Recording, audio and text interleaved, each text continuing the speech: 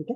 तो पहले क्वेश्चन में, अगर मैं पहले क्वेश्चन की बात करूं तो पहले वाले क्वेश्चन में मैंने डी के बारे में देखा, डी क्वेश्चन का निगेटिव रहा, और दूसरा सेकंड उसका डी निकाला तो वो D-4 हो गया। तो ऑब्वियसली अगर डी निगेटिव है तो D-4 भी निगेटिव होगा। सेकंड क्वेश्चन में इक्वल टू वाई लेके मैं पूरी की पूरी रेंज निकाल सकता हूँ। तो अगर मैं रेंज निकाल सकता हूँ तो उसकी मैं मिनिमम वैल्यू या मैक्सिमम वैल्यू कुछ भी निकाल सकता हूँ। मुझे कोई कोई भी मिनिमम और मैक्सिमम निकालने में किसी में भी कोई भी इशू नहीं होगा। ये प्रॉपर क्वाड्रेटिक इक्वेशन का सबसे सिंपलेस्ट एग्जांपल रहता है। बॉक्स एक्स की पावर 3/5 को के मान लेंगे तो ये k² - 26k। all I need to do is solve this particular kind of question. Correct? Am I correct?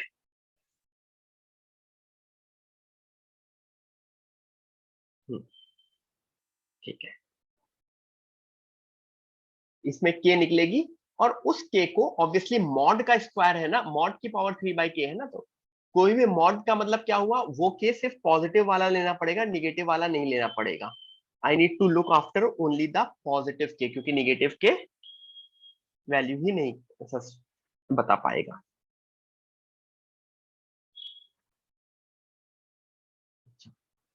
ये थोड़ा यह कॉम्प्लेक्स नंबर वाली चीज आ गई यहाँ पे। x² + x+1 के रूट्स क्या होते थे, ओमेगा एंड ओमेगा स्क्वायर। तो एक बार मैं अगर ओमेगा पुट करके चेक करता हूँ, ओमेगा/1/ओमेगा, ओमेगा² + 1/ओमेगा², ओमेगा³ + 1/ओमेगा। जब भी ओमेगा आ जाता है तो 3 बार तो मुझे पुट करना ही पड़ता है और चौथा वाला रिपीट करने लगेगा, फोर्थ इज ओमेगा + 1/ओमेगा।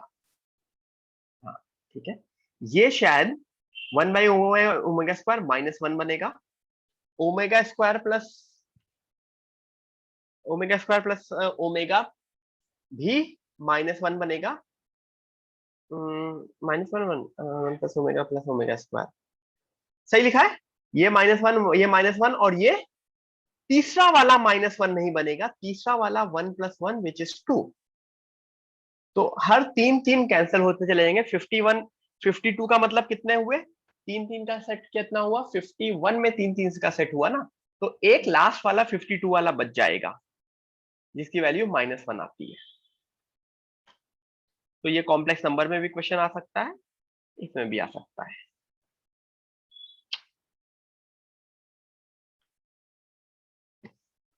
हाँ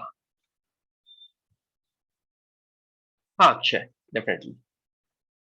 ठीक है।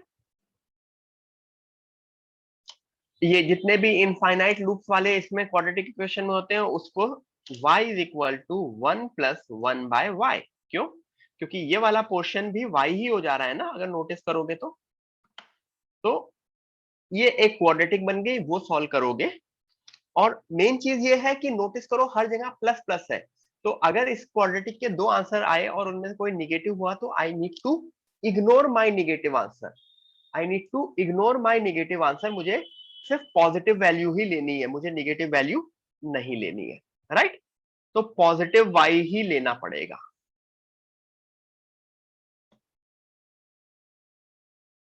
ग्रेट।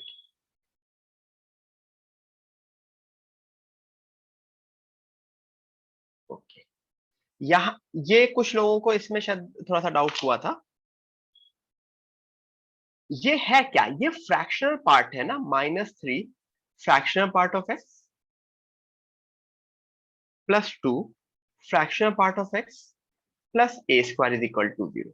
नाउ क्या बोला है, it should have no integral solution, मतलब इसके इंटीग्रल सॉल्यूशंस नहीं होने चाहिए। ठीक है, मतलब इसके कोई और सॉल्यूशंस होने चाहिए बट इंटीग्रल सॉल्यूशंस नहीं होने चाहिए। तो जो मेरा फ्रैक्शनल पार्ट ऑफ x होना चाहिए, जिसको अगर मैं k मान लू, थोड़ा सा लिखने के लिए मुझको अच्छा लगेगा, -3k² + 2k। तो इसके जो रूट्स होने चाहिए वो 0 से 1 के बीच होने चाहिए। The roots should be greater than 0 and less than 1। तो अगर मैं इसको एक चीज है कि लोकेशन ऑफ रूट से अगर करने चाहूं तो लोकेशन ऑफ रूट से 0, both the roots greater than 0 and both the roots less than 1, उसके थ्रू सॉल्व करके भी आंसर आ जाएगा। दूसरा मेथड कि मैं ए स्क्वायर के बारे में थोड़ा सा ग्राफिकल मेथड है। ए स्क्वायर की वैल्यू आई 3k² प्लस -2k। ठीक, यहां पे मुझे ए स्क्वायर चाहिए, तो इन द एंड मुझे 3² - 2k का ग्राफ बनाना होगा। ये एक क्वाड्रेटिक इक्वेशन है ना, 3k² - 2k। Is this a quadratic equation? Can you draw it's graph? क्या तुम इसका ग्राफ बना सकते हो? अगर ग्राफ से तुमको इसकी रेंज निकालनी, नहीं तो हम लोगों ने अपना डिफरेंशिएशन में भी तो एक किसी भी क्वाड्रेटिक इक्वेशन की रेंज निकालनी देखी थी ना।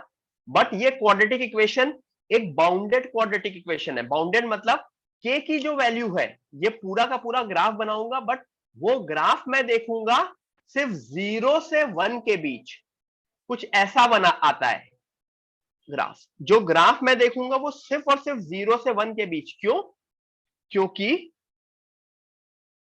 क्योंकि जो मेरा मेरा के का इनपुट है वो 0 से 1 है, तो सीधे सीधे जो भी मेरा 0 से 1 में, ओपन ब्रैकेट ऑब्वियसली, जो, और ए स्क्वायर है तो पॉजिटिव होना चाहिए, तो ग्राफ 0 से 1 में 1 पे शायद 1 होता है और 0 से 0, तो मुझको ये दिख रहा है 0 से 1 में positive range is from 0 to 1। हाँ, पहले पूरा पहला बोला बनाओगे, फिर कट कर दोगे। कट किसमें कर दोगे? 0 से 1 एक्स एक्सिस का 0 से 1 उठा लोगे, दैट्स इट। और उसमें देखोगे ए square lies from 0 to 1।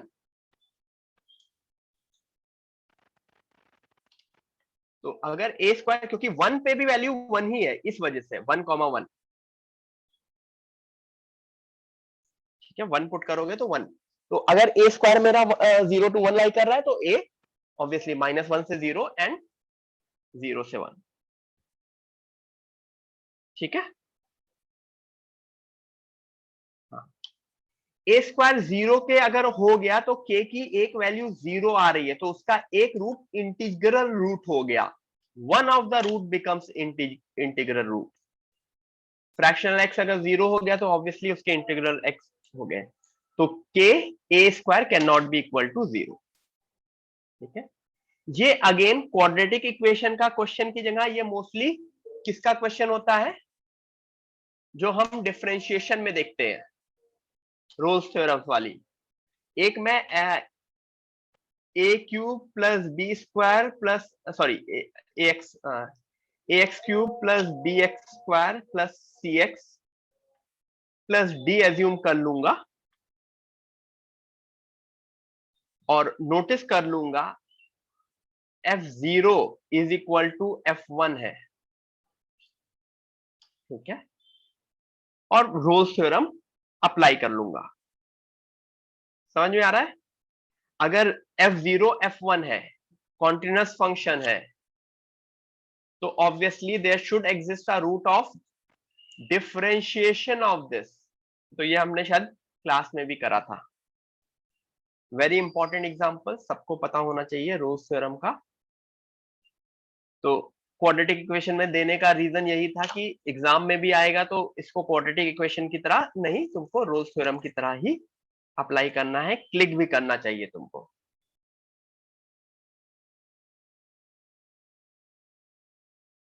Largest interval in this, ठीक है।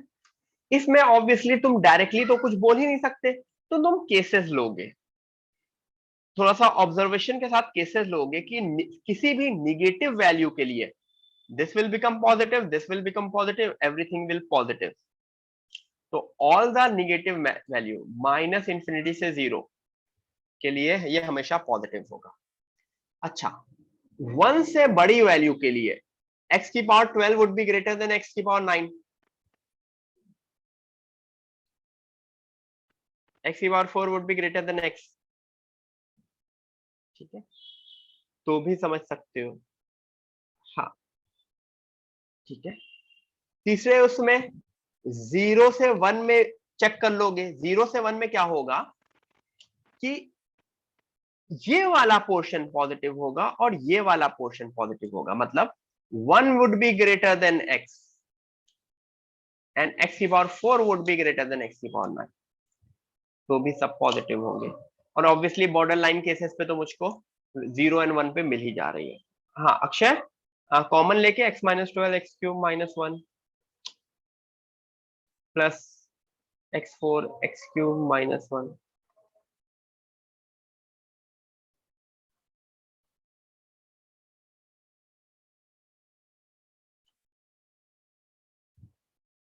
के बाद 8। अच्छा ठीक है, हाँ समझ गया, ठीक है।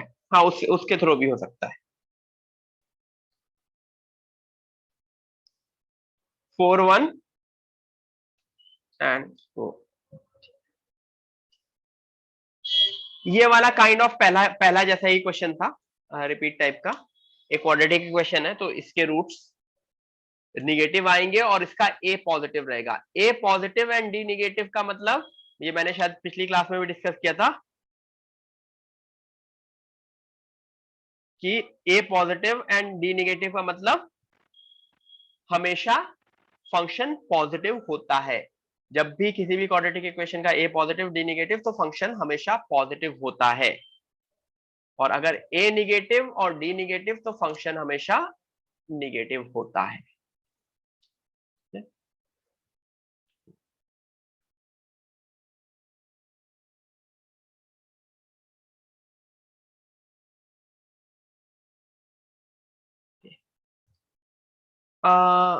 इसके रूट्स है अल्फा बीटा, मतलब x minus A X minus B minus C equal to 0 के रूट्स हैं अल्फा बीटा। तो याद करो, अगर किसी के इक्वेशन के रूट्स अल्फा बीटा होते हैं तो दैट इज, उसको इस तरह से लिख सकते हो ना,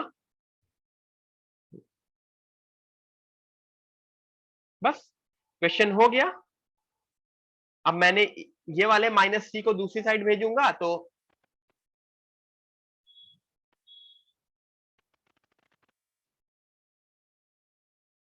प्लस सी बन जाएगा। तो जैसे ही ये उधर चला गया उसके रूट्स उसके पॉजिटिव हो गए, मतलब पॉजिटिव मैं नहीं बोल रहा हूं, उसके रूट्स ए कॉमा बी हो गए। मेरा क्वेश्चन सॉल्व हो गया, राइट।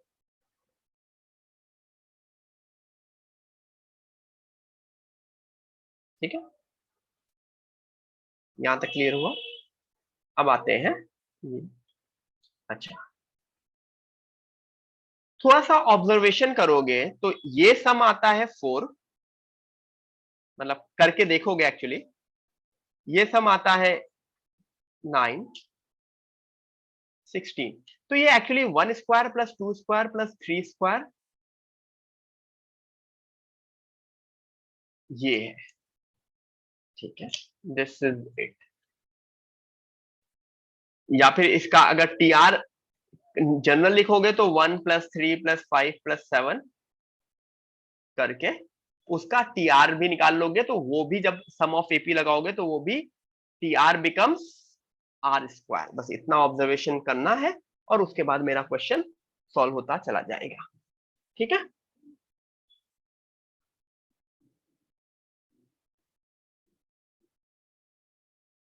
क्लियर है,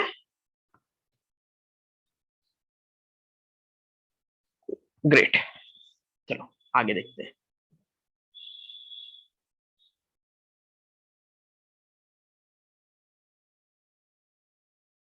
ए दिया है, बी दिया है, सी दिया है, वैल्यू निकालो, कंपेयर करो।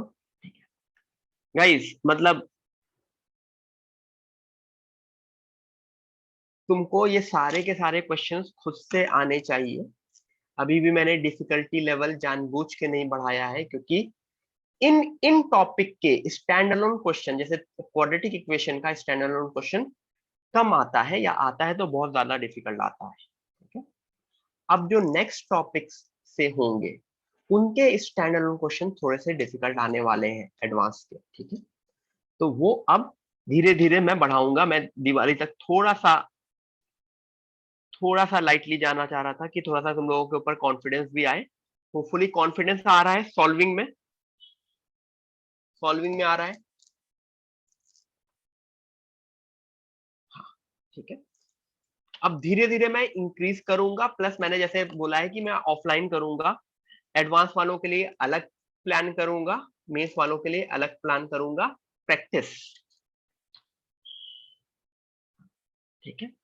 एनीवेयर बिटवीन 60 to 90% अगर तुमसे क्वेश्चन खुद से हो रहे हो, आई एम हैप्पी। 60 to 90%। इसकी भी वैल्यू मुझे निकालने की आती है, ये भी सम ऑफ जीपी है, ये भी सम ऑफ जीपी, तीनों की वैल्यू निकालोगे और कंपेयर कर दोगे।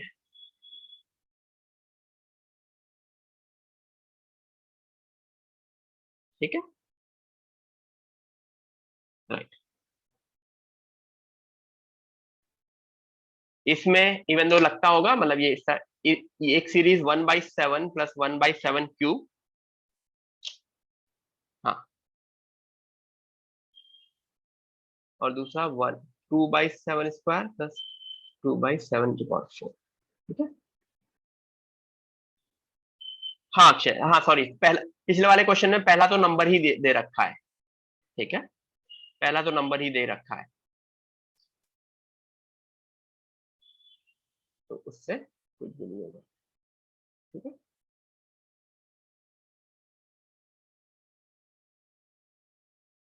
दूसरा वाले क्वेश्चन में सीधे सीधे ब्रेक कर लेंगे और हो जाएगा।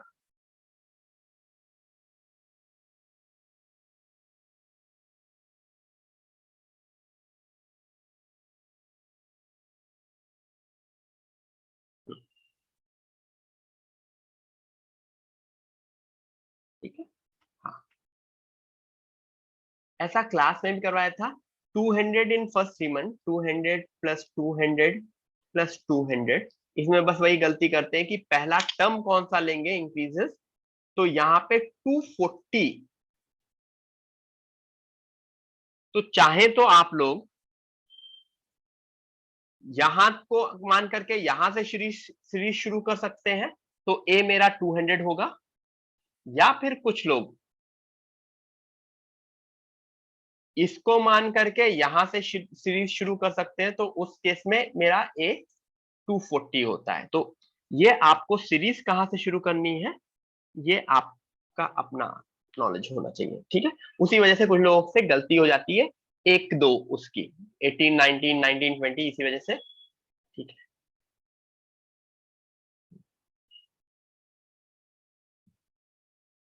14th हो गया, तो करके देखोगे, क्लास नोट्स के भी क्वेश्चन है, रिलेटिवली थोड़ा सा बेटर। मेंस में इस तरह का क्वेश्चन आता है, एडवांस में इसके ऊपर बेस्ड एप्लीकेशन आएगा, ऑब्वियसली इसको देने के बाद आएगा। जो नोटिस करना है कि किसी ना किसी तरह इसको इनफाइनाइट सीरीज में एक छोटा सा नंबर आ रहा है, तो मुझे टेलीस्कोपिक सीरीज में कन्वर्ट करना है। जो नीचे वाली चीज है, r⁴ माइनस 3r² प्लस 1,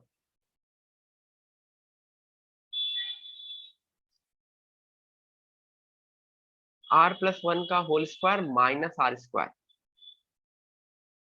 ठीक है। Can I break it, r-1, तो ये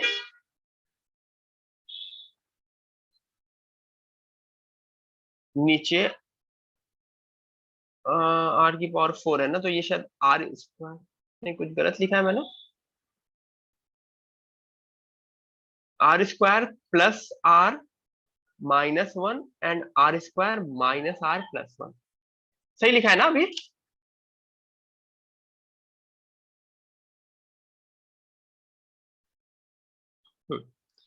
अब ब्रेक कर सकते हैं इस ऊपर वाले को, r को डायरेक्टली नहीं, इनका डिफरेंस ये भी माइनस होगा, ठीक है, हाँ, ये भी माइनस होगा, 2r/2 कर देते हैं, ठीक है।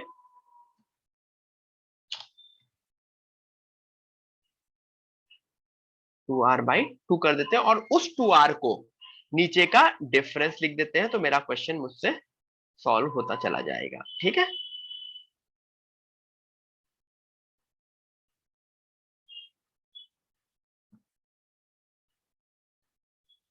अच्छा, अच्छा, मुझको ये बताओ, क्या मेरा इस क्वेश्चन में ये जो टीआर है, क्या यही टीआर होगा?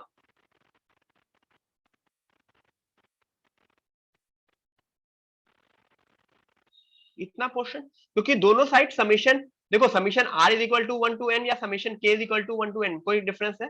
तो can I say my T R is equal to summation summation to 1 से j, और ऑब्वियसली j। तो मैं क्वेश्चन सॉल्व करूंगा।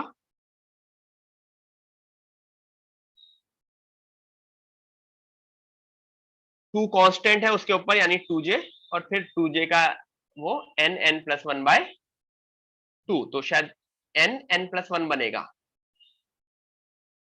तो मेरा जो टीआर हो जाएगा 1/TR हो जाएगा, वो 1/n+1। और ये तो बहुत अच्छी चीज है, इट इज अ टेलीस्कोपिक, ठीक है, it has become a telescopic thing.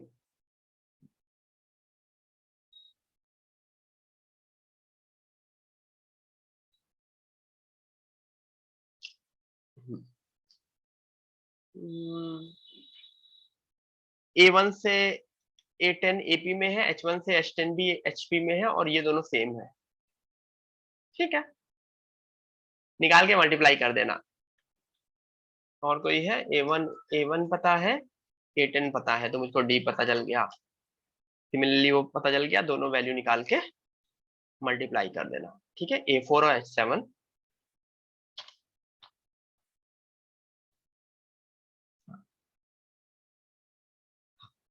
ये थोड़ा सा मतलब वही है कि फर्स्ट टाइम जब भी आएगा तो ऑब्जर्वेशन किस तरह से मुझे ये प्रूफ करना है, या मल्टीपल चॉइस है, इसमें वो थोड़ा सा इश्यू हो जाता है लोगों को। तो इसको मैंने क्या कर दिया, A100 का मतलब, what do you mean by A100 का मतलब?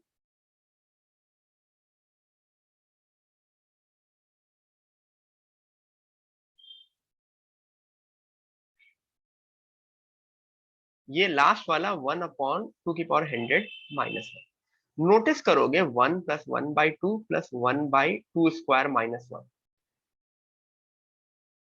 1/2² से लेके 1/2² से लेके 1/2³ -1, इस तरह से मैंने ब्रेक किया। ये 2² वाला है, तो ये 2^1 वाला है, तो पहला, दूसरा, तीसरा, ऐसे कितने बनेंगे? 100 बनेंगे ना, क्योंकि लास्ट वाला टर्म 2^100 -1 है ना, 100। ऐसे टोटल 100 पेयर्स बने अलग अलग। अब मैं हर एक की मैक्सिमम A100 < ठीक है, बढ़ा के देखते हैं। 1/2² -1 को अगर मैंने 1 इसको मुझे बढ़ाना है, इसको मुझको 1/2 कर दिया, इनको 1/4 कर दिया। कंपैरिजन किससे करेंगे?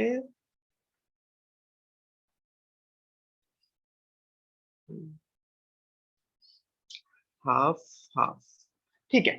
तो इसको सीधे सीधे 1/3 को मैं 1/3 को अगर मैं 1/2 में लाता हूं, मतलब सबसे, ये सारी की सारी वैल्यूज को बिल्कुल पहली वाली वैल्यूज के बराबर करता हूं, तो ये 1 प्लस हाफ। तो देखो, क्या 1/3 बड़ा है कि 1/2 बड़ा है? 1/2 बड़ा है ना, तो क्या मैं अपनी वैल्यू बढ़ा रहा हूं? ओके, 1/4, इसके वाले भी 1/4 1/4 1/4, फिर मैंने अपनी सारी वैल्यू बढ़ाई। तो नोटिस करो, जो भी पेयर में मैं अपनी वैल्यू बढ़ा रहा हूं, वो हर एक पेयर मेरा 1 1 1 बन जा रहा है। और ऐसे मेरे पास टोटल कितने पेयर है? I have total 100 pairs. तो क्या A100 की वैल्यू 100 से कम रहेगी? यस। देखो, सीधी सी बात है, कैन आई से 1/3?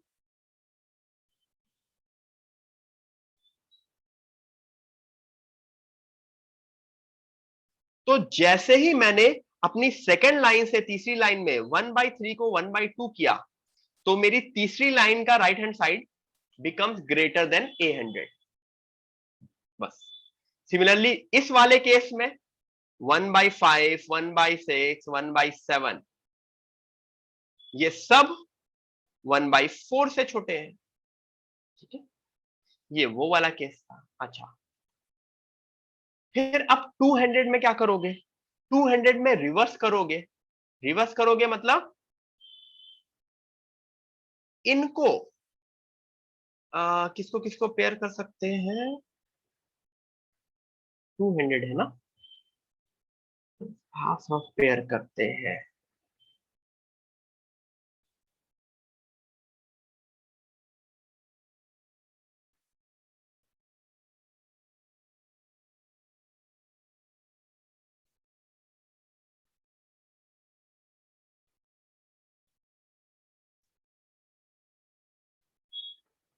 इनको अगर 200 में मैंने पेयर किया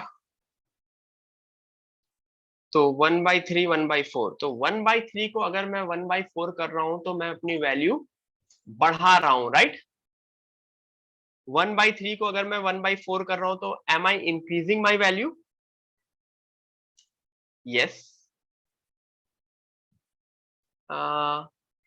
1/3 को अगर मैं 1/4 कर रहा हूं, नहीं, मैं मुझे वैल्यू अपनी घटानी है। हाँ, तो इस 1 को मैं हाफ करूंगा, ये हाफ हाफ हो जाएगा। रुक जाओ, एक मिनट, मुझे अलग से लिखने दो, एक तो कुछ हो गया, फिर से लिखने दो। 1/2, 1/3, 1/4 से लेकर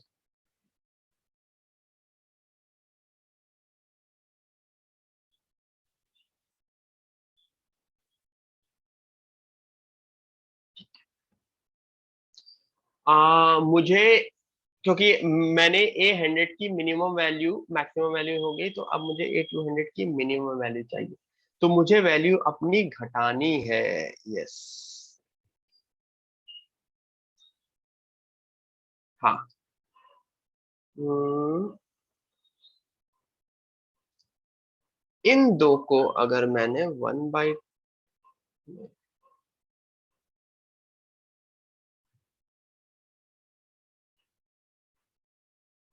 किसको चेंज कर सकते हैं? पहले वाले को मैंने हाफ कर दिया, दूसरा वाला जो पेयर है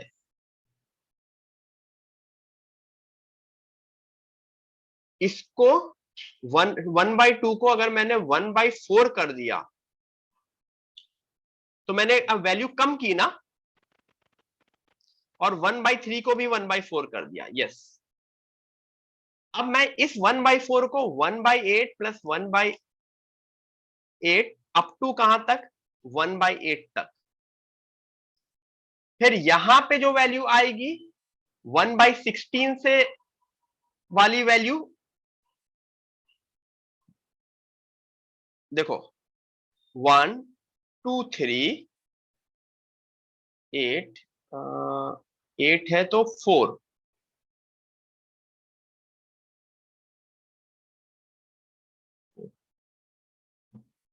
पहले वाले को मैंने हाफ किया, 1/2 को मैंने 1/4 किया, 1/3 को भी मैंने 1/4 किया, तो ये भी हाफ बना, ये भी हाफ बना। फिर नेक्स्ट 4 को मैंने 1/8, 1/8, 1/8, 1/8 किया, तो वो भी 1/2 बना। फिर नेक्स्ट नेक्स्ट 8 को मैंने 1/16, 1/16, 1/16, 1/16 किया। ठीक है, ये ये कौन सी वैल्यू थी? 1/7 थी। इससे पहले क्या थी? 1/6 थी। इससे पहले 1/5 थी। इससे पहले 1/4 थी। यस, पेयर वही रखेंगे। इज जस्ट दैट मैं हर उसकी वैल्यू को अपने नेक्स्ट ग्रुप के फर्स्ट टर्म से रिप्लेस कर दूंगा। नेक्स्ट ग्रुप के फर्स्ट टर्म से, मेरा नेक्स्ट ग्रुप का फर्स्ट टर्म क्या था? यहाँ पे 1/8 था, तो मैंने अपने पिछले ग्रुप के हर एक टर्म को 1/8 कर दिया। यहाँ पे मैंने नेक्स्ट ग्रुप में, यहाँ पे क्या आ रहा था? 1/4, तो मैंने इसके पिछले ग्रुप के हर एक टर्म को 1/4 कर दिया। यहाँ पे क्या आ रहा था? हाफ, तो मैंने इसके पिछले टर्म के हर एक ग्रुप को हाफ कर दिया। ठीक है, तो मैं मेरा हर एक टर्म, हर एक individual term half half half half बनता चला गया। ठीक है, ठीक है। तो ये क्यों किया है, जिसमें हाफ हाफ ऐड करके जो मेरा 200 है वो 100 के टर्म्स में बन सके। नहीं तो इस तरह से, मैं, मेरे पास पेयर 200 थे। अगर ए 100 निकालना था तो मेरे पास 100 पेयर थे, ए 200 निकालना था तो मेरे पास 200 पेयर थे। इट्स जस्ट दैट कि पहले उसमें मैंने 100 पेयर्स को 1-1 में कन्वर्ट किया और दूसरे उसमें मैंने 200 पेयर्स को हाफ हाफ में कन्वर्ट किया। तो ये 200 पेयर हाफ हाफ में कन्वर्ट करके 100 आंसर देंगे। तो इससे मुझे ये समझ में आ जाएगा कि ए 200 वुड बी ग्रेटर देन 100। ठीक है।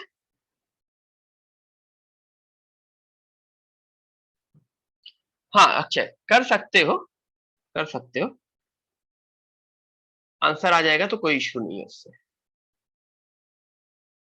First term and this term of AP GP are equal and their nth terms are ABC.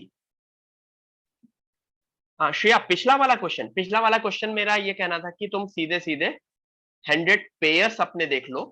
100 pairs, यहाँ पे 1 था पहले पेयर में, यहाँ पे हाफ प्लस 1/3 था, यहाँ पे 1/4 प्लस 1/5 प्लस 1/6 प्लस 1/7 था। नेक्स्ट वाले पेयर में 8 ग्रुप आएंगे, 1 2 4 8 16 32। मैक्सिमाइज करने के लिए 1 half plus half, 1/4 plus 1/4 plus 1/4 plus 1/4। इससे क्या हो रहा है, हम 1/3 को 1/2 करके मैक्सिमाइज कर रहे हैं। ये पिछला क्वेश्चन चल रहा था, हाफ किया, इन सबको नेक्स्ट ग्रुप वाले उसमें कन्वर्ट किया, इनको नेक्स्ट ग्रुप जहां से शुरू हो रहा है उसमें कन्वर्ट किया। तो अब इनमें क्या बन गया, हाफ, ये भी हाफ, ये भी हाफ। पहले वाले उसमें सब 1-1-1 करके 100 दे रहे थे और ये हाफ हाफ करके 200 ग्रुप्स, तो ये भी 100 देंगे, हाफ इंटू 200। ठीक है, अभी क्लियर हो गया।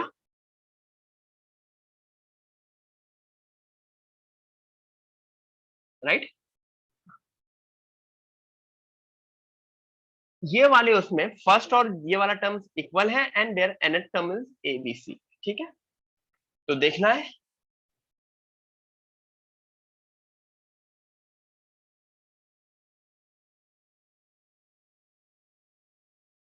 फर्स्ट और वो nth to n terms are equal, इसका मतलब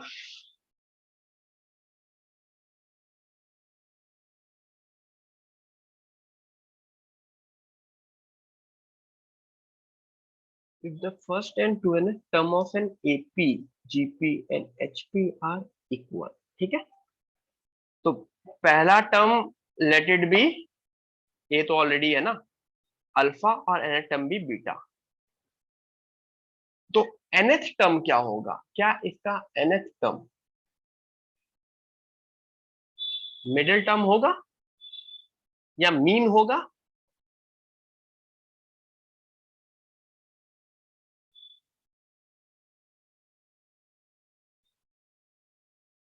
क्या इसका nth टर्म इसका मिडिल टर्म होगा? जैसे n को अगर मैंने 4 लिया तो 1 2 3 4 5 6 7, तो समझ में आ रहा है, 4 इज द मिडिल टर्म। अगर n को मैं 5 लूंगा तो अगेन n इज 1 2 3 4 5 6 7 8 9,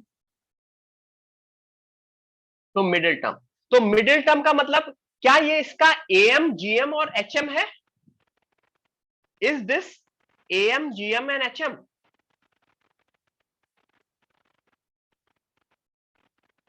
क्योंकि जो मिडिल टर्म होता है किसी भी उसका, वो उसका एम जीएम एचएम होता है। तो अगर दो टर्म उनके इक्वल है तो उनका AM is greater than equal to GM is greater than equal to HM. ठीक है, सबसे अप्रोप्रिएट आंसर ये होगा, but obviously with some given conditions, multiple choice है तो मुझको ये पता है कि किसी भी GM square is equal to AM into HM, और ऑब्वियसली कोई केस ऐसा भी हो सकता है जब तीनों इक्वल भी हो सकते हैं, एम जीएम एचएम। इक्वलिटी के केस में, ठीक है। बट अगर मैं प्रॉपरली आंसर देखूंगा तो बी और डी मुझको सबसे सही आंसर दिख रहा है। ऑब्वियसली एग्जाम में इसको और अच्छे से एक्सप्लेन करके बोलेंगे, इक्वल है नहीं इक्वल हो सकते हैं, जीरो हो सकता है नहीं हो सकता, वो सारे कॉन्सेप्ट्स, ठीक है। क्लियर?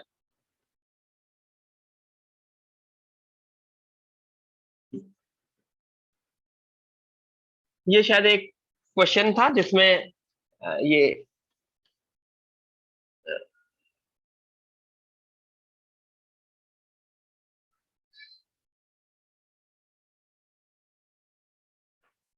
सीधे सीधे तुमको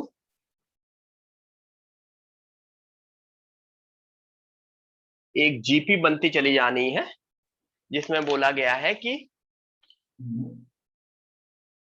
जो the length of diagonal of S N plus one, S one अगर 10 है तो जो नेक्स्ट उसका डायगोनल होगा वो इसकी साइड बनेगी। तो अगर मैं 1 से शुरू करता हूं, ये 1 है, तो इसका डायगोनल इज 1, तो ये क्या बनेगा? Will it be 1/√2? Am I correct? तो मेरे जीपी जो बनेगी वो 1 से 1/√2, फिर 1/2, फिर 1/2√2, क्योंकि हर बार 1/√2 फैक्टर से साइड छोटी होती चली जाएगी। तो बस वही जीपी से चेक करना है, और इन द एंड जो nth टर्म nth जीपी होनी चाहिए, nth टर्म होना चाहिए, उसका square should be less than 1 unit. तो मुझको वो पहला n मिल जाएगा, या आई थिंक मल्टीपल चॉइस भी हो सकते हैं, क्योंकि अगर n 10 है तो आंसर 987 भी होगा, अगर आंसर 9 है तो 987 भी होगा, अगर आंसर 8 है तो 87 भी होगा। आंसर क्या है? B C D. B C D क्यों 7? अच्छा हाँ, तो मैंने उल्टा बोल दिया, शायद मैंने उल्टा बोल दिया। हाँ, अगर आंसर 7 होगा तो 7, 8, 9, 12 अप टू इंफिनिटी होगा। अगर आंसर 8 होगा तो 8, 9, 10 अप टू इंफिनिटी होगा। अगर 9 होगा तो 9, 10, क्योंकि जैसे जैसे n बढ़ रहा है वो और छोटा होता चला जा रहा है, राइट? ठीक है, ठीक है, चलो, done for the day. I am done for the day. ठीक है, मिलते हैं जल्दी ही। शीट अभी तक नहीं आई है तो मैं तुरंत शीट भी भिजवा रहा हूँ। पीपीटी आ गई है, शीट भिजवाता हूँ। ठीक है, चलो, बाय एवरीवन, बाय।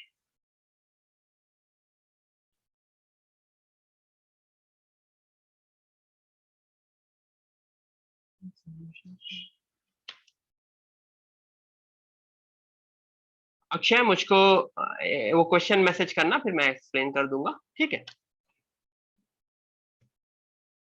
ठीक है, चलो, बाय।